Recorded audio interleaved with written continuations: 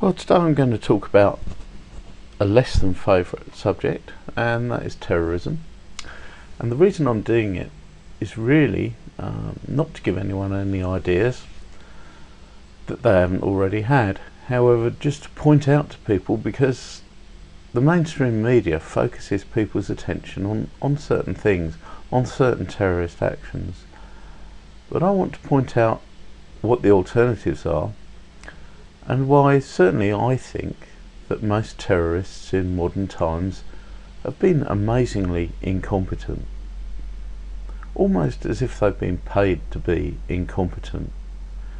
Because there are some things in society that are very vulnerable that terrorists have not attacked. And there are some things that they could do based on historical precedents that they have not done. And this is my top 5. And I'm not going to go into enough detail to allow people to do them. However, it would take very little research, and I'm not advocating their use. I just want to open people's eyes to just how bad it could be, and just how terrorists could actually attack a country without the need for missiles, without the need for any real equipment, complicated equipment whatsoever, and even without the need for weapons. So terrorists are people who generally don't care about their own lives, and that's one aspect you need to consider when you look at the way that terrorists may attack. And another aspect is that terrorists don't care about the population and don't care about the environment usually. That's another aspect. And the third and final aspect really is that a terrorist really doesn't care what other people think, other than the fact they're aiming to promote their cause. Now, if you take all these aspects into account, here's a list of 5 things that terrorists could do, or maybe should have done by now, in order of increasing lethality and increasing effect. So I'm going to be discussing the least case first and the worst case last.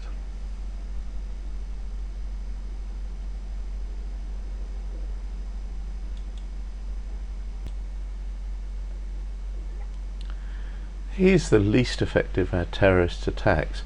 Now, I say least effective, it'd still be pretty dramatic if enough people did it, and that's the key, because some of these potential attacks are what I'd call distributed attacks, and what that means is that the terrorists use either their own members, or what is more likely, people who they have a lot of influence over, to commit these attacks. And this happens when you have a country whose population is full of the people from the countries that the terrorists control, such as Syrians, Afghanis, and so on. And all the terrorist does is they manage to get this person's family, they find out who they are, they send them a message saying basically, unless you do what you say, we're going to behead your father or your grandfather or whoever the heck it is. And obviously the person in the foreign country will most likely do whatever it is the terrorists demand, and this is a huge security hole which isn't blocked. So here's our first case, and that is attack by social media. Now, how would that work? Well, imagine this: terrorists all over the country, or their influenced people, would open up a Facebook page, a Twitter page, lots of different social media accounts in the names of perfectly innocent people, and using pictures maybe appropriated from their existing Facebook page. Now, having opened these accounts, gradually, over time, they would begin to advocate terrorism.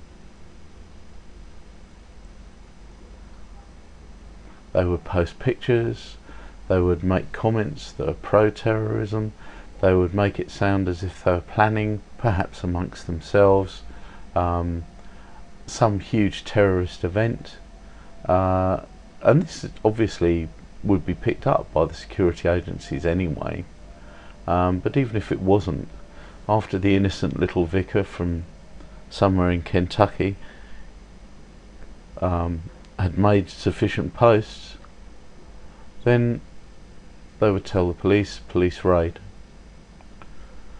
And obviously innocent people being arrested all over the country. And you can imagine the public outcry, you can imagine the problems that this would cause for the security services, that people who are demonstrably innocent are being arrested, perhaps shot. Chaos. Okay? So this is the least effective attack.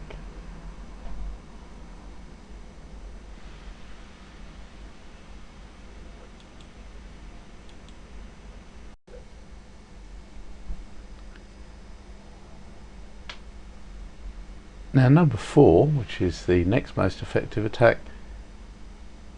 is a copy of a historical incident. Now in World War II, the Japanese launched hundreds of these things, and they could do it from mainland Japan because the prevailing winds across the Pacific were to the USA at a certain time of the year. And what they were balloons.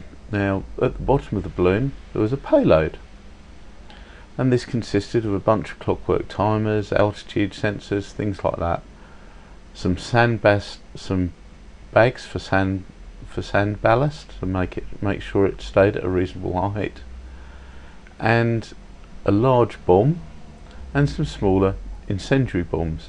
Now quite a few of these got through, and the whole thing was classified for a long time. Not many people know about this, and this is the sort of mechanism they had.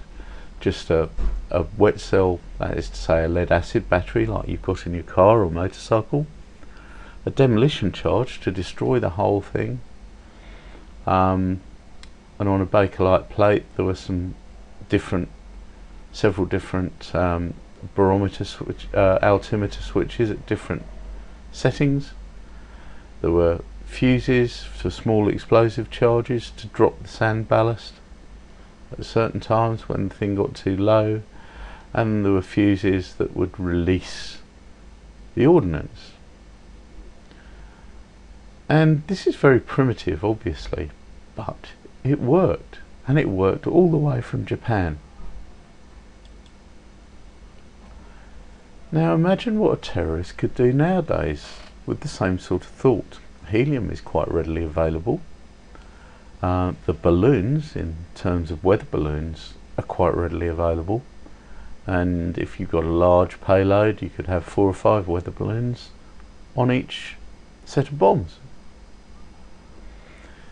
Now the other thing, the scary thing, is that now you can get a little Arduino for a few dollars which has GPS capability. And you just think about this: latitude, longitude, your speed, and incidentally your height could also be read out, because that's another thing that it does give you. GPS, it gives you your height, so you don't need anything else other than this little control unit, and it would be incredibly precise. Now imagine this with a list of cities drifting across the US. When it comes over a city, it drops a bomb, an incendiary device, or whatever the payload is going to be, even leaflets, you know. And it need not be launched from its country of origin, it could be launched from the deck of a freighter. And here's a gentleman launching a balloon with some sort of device attached from the deck of a freighter, and he's undercover. Now the cover here is to keep the balloon down on the deck, but it would also shield you from the prying eyes of satellites. So can you imagine the effect that bombs, leaflets, God knows what, arriving out of the blue would have when it happens in cities and large towns across America? No one would know where this was coming from. especially if everything included a destruction charge, as the Japanese ones did.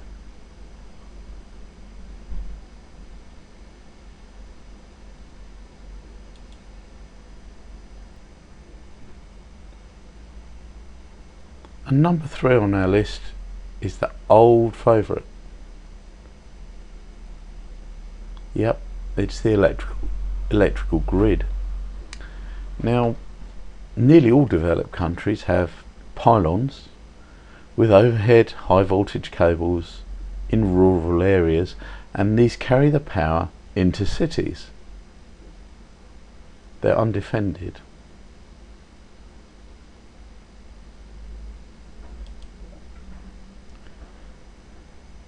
Also, you have stores such as Home Depot, B&Q, so on, carrying insulating polypropylene rope, which is incredibly strong. Now you imagine what happens if you have 2 or 3 strands of this rope. You tie it to the back of a heavy vehicle such as a van with a bunch of sandbags in the back. You throw the other end over the top of the pylon using a catapult and a piece of string, and then pulling the rope after it if you have to. Don't forget, although this is very high voltage cabling, in some cases hundreds of thousands of volts, it's insulated, and with the rope so are you. So this would be a safe procedure so long as the cables didn't break when you're underneath them, and they certainly wouldn't because they are very, very strong. What isn't strong, however, is the pylons.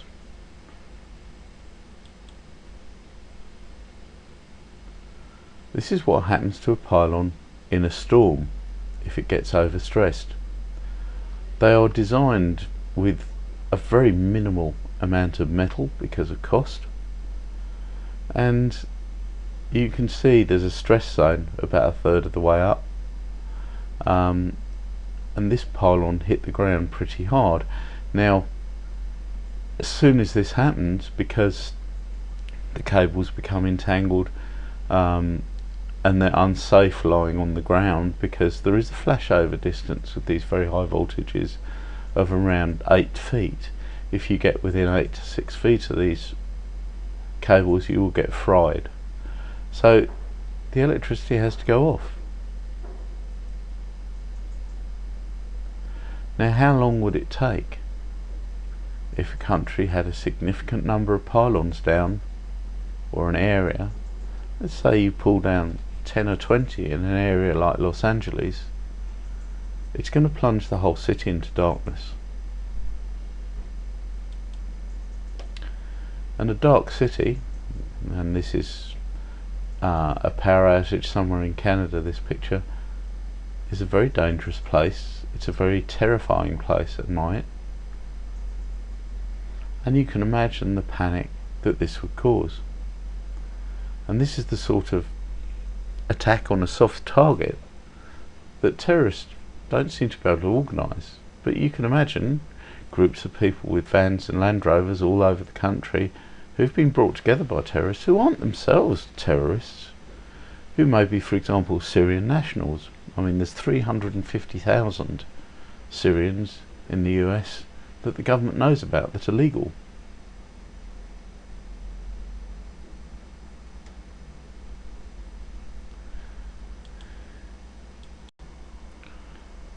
And here's the fourth, and this is the second most disruptive of our attacks. And this too would be a distributed attack, using families whose relatives are threatened. And it's a manhole attack. You look around you on the streets, just how many manholes do you see? And how many of them have telecoms cables underneath and fibre optics cables, and they're not guarded, and they're in places in some cases where there aren't even street lamps. So who's going to know if a group of people come along and open one up? And what do you get in manholes? Well, in this particular one, you've got a telecoms repeater, and what this does is it boosts a fibre optic signal. Now this could be for financial communications. You don't know what you have going down that fibre optic cable, because the bandwidth, the amount of signal you can get down them is so huge. It could be everything. It could be internet, financial communications, TV, you name it. It's there and it's vulnerable. And in some countries, as well as manholes, you have these boxes by the side of the road. Now, although there's a lock on them, they're actually very easy to get into. And here in the UK, I've quite often seen these boxes levered over, opened by kids just to see what's inside. And sometimes they trash the contents, and sometimes that has quite bad consequences for nearby neighbours. And you can see in front of them often, even if you're not in the business of forcing locks open, there's a manhole. And guess what? All the cables from this box go through that manhole. And there's cable tunnels. Now these exist underneath practically every major city. Sometimes they're the same as the sewage system and the cables are just moved up to be well above the potential level of any contents in the system. But very often they're dedicated tunnels, and they're quite easy to access because on the surface all you have is a little brick built shed with perhaps a locked metal door on it, similar to those roadside boxes we saw earlier. Now getting into one of these, you can imagine the havoc that people could do to the electricity supply, because that's what these big cables here are, and to telecoms, which is what these smaller ones down here are and the ones in the tray. You could cut off a whole city.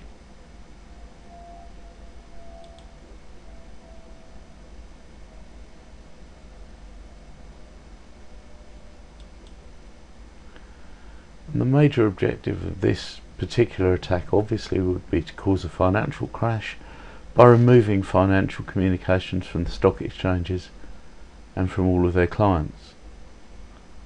And you can imagine an attack like this somewhere in the area of Wall Street, every single manhole, have a team of a couple of people with an axe and a crowbar.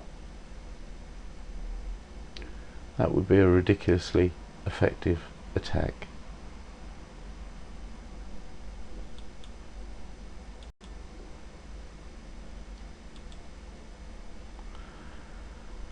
And finally, this is probably the most effective attack from the point of view of death and devastation that any terrorist could launch. Now, it's a lot easier to make a mutated bug than people think. And anyone with what in English would be a A-level education in biology, in America would be a college education, knows this and knows how to do it,